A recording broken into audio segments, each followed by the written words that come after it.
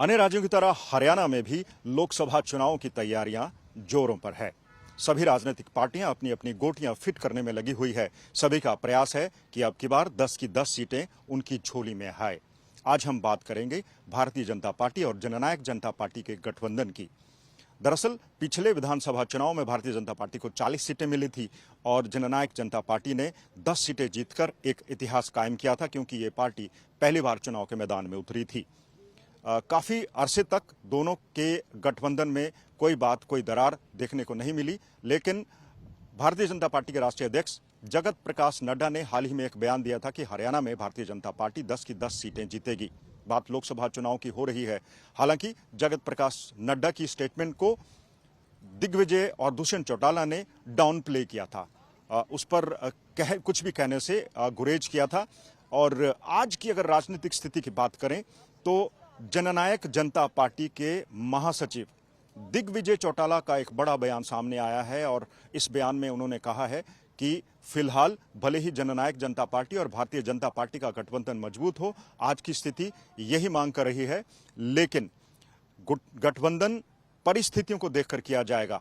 इससे भी कई तरह के कयास लगाए जा रहे हैं। हालांकि रिकॉर्ड पर जननायक जनता पार्टी के नेता ये मानने को तैयार नहीं है कि वो चुनाव अलग लड़ेंगे और अभी तक यही दावा करते आए हैं कि हरियाणा में भारतीय जनता पार्टी और जननायक जनता पार्टी का गठबंधन मजबूत है।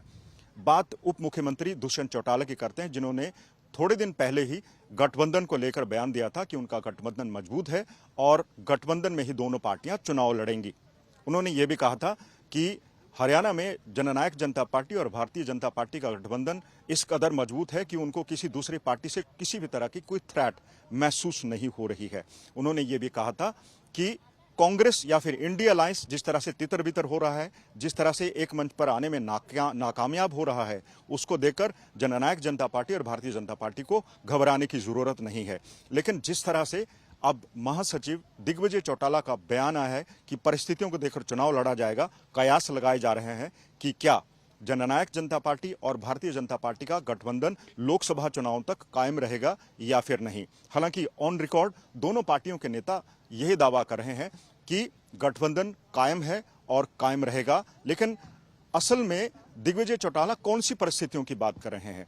क्या परिस्थितियां बदल सकती हैं?